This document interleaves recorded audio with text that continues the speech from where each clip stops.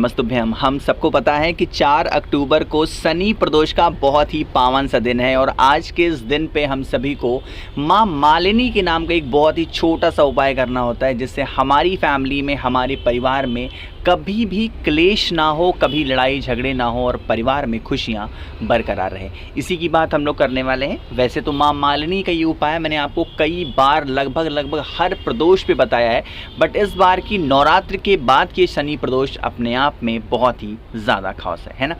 समझने की कोशिश करिएगा कि इस उपाय को हमें करना कैसे है, किन लोगों का नाम लेना है, कौन सी दिशा में चढ़ाना है। समझिएगा।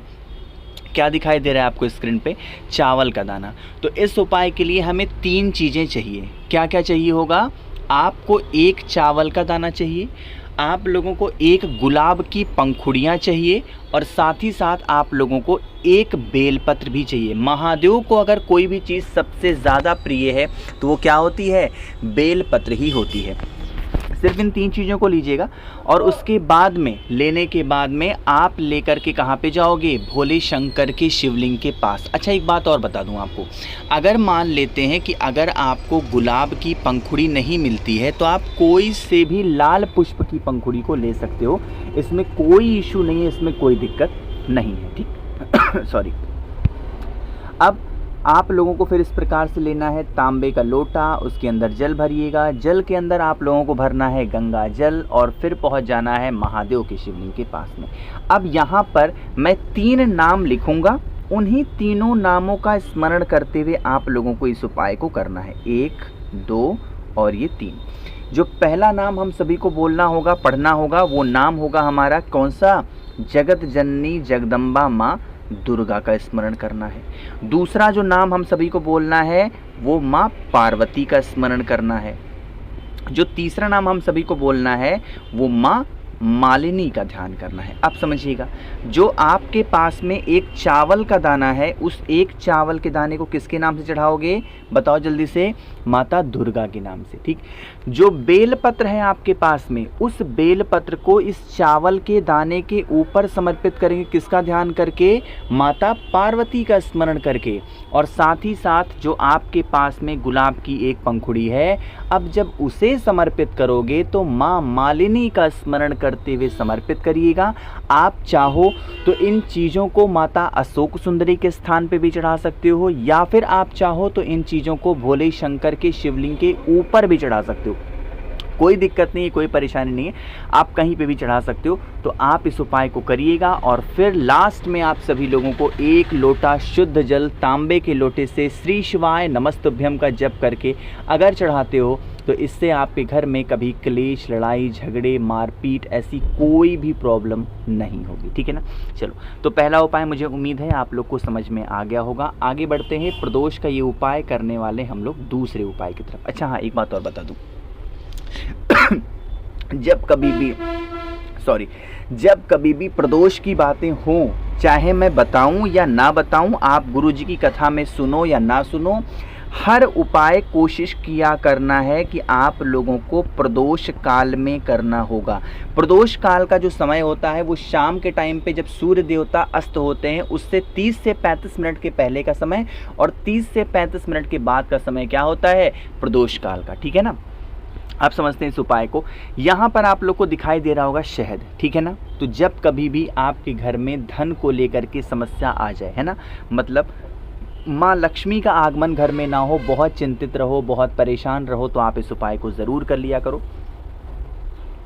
ज़्यादा नहीं, थोड़ा सा शहद लेना है। शहद लेने के बाद में अब धन संपदा का उपाय हम कर रहे हैं तो कमलगट्टा तो अनिवार्य होगा। यहाँ पर अब ये नहीं ज़रूरी है कि कमलगट्टा नया लेना है या पुराना लेना है। आप चाहो तो कमलगट्टा नया ले सकते हो, या फिर आप चाहो तो कमलगट्टा पुराना भी इस्तेमाल कर सकते हो जो आपने अपने घर की अलमारी तिजोरी में रखा हुआ है। ठीक है ना। फिर आप लोगों को ज़रूरत पड़ने वाली है किसकी? काले तिल की। सिर्फ पैसा एक ही दिशा से नहीं रुकता है। अगर मान लो कि आपके घर में पितृदोष लगा है ना, तो भी घर में पैसे नहीं टिकेंगे। अगर घर में किसी भी प्रकार से किसी का अपमान होता होगा, किसी भी मतलब कह सकते हो ब्राह्मण देवता का अपमान होता है, पंडित जी का अपमान करते हो, अपशब्द बोलते हो, तो इससे भी लक्ष्मी क्षीण होती हैं। तो इसलिए हम लोग को क्या लेना है? काला तिल इस प्रकार से लेना होगा। काला तिल लेने के बाद में आप पहुंच जाओ महादेव के शिवलिंग के पास में। सुनिएगा जो बात बताने जा रहा हूँ। सबसे पहला काम करना है, जो आपके पास में शहद है ना, अच्छा जब कभी भी रोग बीमारी की बातें हों या जब कभी भी आपके घर में किसी भी प्रकार से पैसों को लेकर दिक्कतें हों, तो किसका ध्यान करना चाहिए? कुंदकेश्वर महादेव का स्मरण करना चाहिए, ठीक है ना। अब आपके पास में क्या है बताओ जल्दी से। आपके पास में है शहद। अब उस शहद को महादेव के शिवलिंग के ऊपर जब चढ़ाओगे और लेपन करोगे ना, तो किसका ध्यान करोगे? कुंदकेश्वर महादेव, यानी महादेव का कुंदुक रूप ध्यान रखेंगे और लेपन करेंगे। शहद का लेपन करने के बाद में अब आपके पास में क्या है बताओ? आपके पास में है कमल गट्टा और काला तिल। कमल गट्टे को नहीं चढ़ाएंगे, सिर्फ और सिर्फ काले तिल को शहद के ऊपर समर्पित कर देंगे।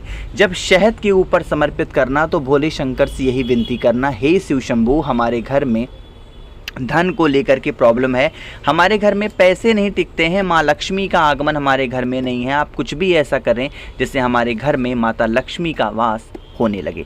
ऐसे आप विनती करेंगे और फिर 1 लोटा शुद्ध जल तांबे के लोटे से श्री शिवाय नमस्तुभ्यम का जप करके चढ़ा देना। जल चढ़ाने के बाद में आपके पास में जो भी कमल गट्टे हैं, 1 हैं या 2 हैं, उन कमल गट्टे को महादेव के शिवलिंग के ऊपर रख करके और यही विनती कर लेना कि हमारे घर में धन धान्य हमेशा भरा रहे।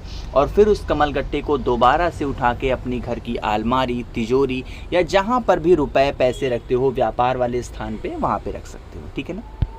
चलो आगे बढ़ते हैं इस वीडियो के हम लोग अपने तीसरे उपाय की तरफ, जो कि हमें करना होगा घी के साथ में। ये बहुत अलग सा, बहुत प्यारा सा उपाय है, तो बहुत ध्यान से सुनिएगा।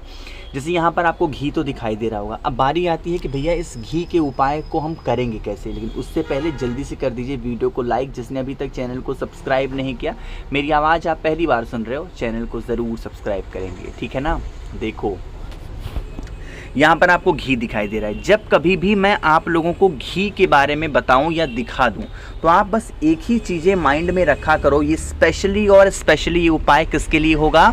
अगर हमारे घर में कोई भी ऐसा इंसान है जो अपने पथ से भटक गया है, मतलब कहने क्या है कि अगर मान लेते हैं कि आपके घर में कोई ऐसा व्यक्ति है जो गलत दिशा में चला गया है और वो इंसान मतलब बिगड़ता ही जा रहा है, तो थोड़ा सा लेना होगा घी, ठीक। घी लेने के बाद में हमें महादेव की प्रिय चीज़ भी लेना अनिवार्य है, और वो क्या होती है बेलपत्र। अब घी के अलावा हमको लाल चंदन का भी इस्तेमाल करना है, लेकिन कैसे, पहले ध्यान से सुनिएगा। जो आपके पास में घी है उस घी का लेपन कर देंगे। आपने जो बेलपत्र लिया है उस बेलपत्र के बड़े वाले पत्ते पे क्या करोगे? उस घी का लेपन करेंगे। बेलपत्र पर घी का लेपन करने के बाद में जो नीचे की दोनों छोटी छोटी पत्तियां आपको दिखाई दे रही हैं, इन छोटी छोटी पत्तियों पे क्या लगाना है? लाल चंदन। ऊपर वाली पत्ती पे घी लगा करके, नीचे वाली पत्तियों पे आपको लाल चंदन लगा करके आपके घर परिवार को, जिस व्यक्ति को आपको सुधारना हो, उसका नाम और गोत्र बोल करके अगर आप इस बेलपत्र को महादेव के शिवलिंग के ठीक ऊपर समर्पित करके चले आते हो, तो इससे आपके परिवार में, इससे आपकी फैमिली में किसी भी प्रकार से कैसे भी कोई दुख, दुविधा, तकलीफ़ें नहीं होंगी, ठीक है ना। करिएगा ज़रूर, किसी को भूलना नहीं है। बहुत स्पेशल, बहुत ही प्यारा सा उपाय था। आगे बढ़ते हैं इस वीडियो के सबसे आखिरी अपने चौथे उपाय की तरफ, जो कि हमें करना है इत्र के साथ में। अब आज तक मैंने जब कभी भी आपको इत्र का उपाय बताया है, मैंने आपको समझाया है कि ये उपाय रोग बीमारी के लिए होता है ना। आज के टाइम पे मेरे हिसाब से तो वो व्यक्ति दुनिया का सबसे धनी व्यक्ति होता है जिसके घर में कोई भी इंसान बीमार नहीं पड़ता है ना। तो अगर आपको चाहिए कि आप भी बीमार ना पड़ो, तो आपको थोड़ा सा इत्र की आवश्यकता पड़ेगी, ठीक है ना। इत्र लेना, तांबे का पात्र लेना और उसके अंदर जल भरना। यहाँ पर मैं बेलपत्र तो नहीं दिखा पाया, लेकिन इस चीज़ को ध्यान से सुनिएगा। जब आप जल चढ़ा लो, तो जल चढ़ाने के बाद में रोग बीमारी के उपाय की वजह से गंगा जल डाल देना, और गंगा जल के अंदर ही आपको इत्र डालना है, ठीक। अब इन सभी चीज़ों को लेकर के कहाँ पे जाओगे? भोले शंकर के शिवलिंग के पास में जाना। 1 मिनट, थोड़ा ध्यान से सुनिएगा भाई। भोले शंकर के शिवलिंग के पास में जाना। आप लोगों को पता है कि बिना बेलपत्र के कोई भी उपाय महादेव का कंप्लीट नहीं होता है। तो बेलपत्र कहाँ चढ़ाओगे? माता अशोक सुंदरी के स्थान पे, और यहीं पर जो जल होगा इत्र वाला माता अशोक सुंदरी के स्थान से चढ़ाते चढ़ाते भोले शंकर के शिवलिंग के ऊपर चढ़ा देंगे कुंदकेश्वर महादेव का ध्यान करके। तो जिससे हमारी फैमिली में, परिवार में किसी भी प्रकार की कोई दिक्कतें तकलीफ़ें होंगी ख़त्म ज़रूर हो जाएंगी। ठीक, बाकी मैंने कोशिश की आप सभी को सब कुछ अच्छा और विस्तार से बताने की।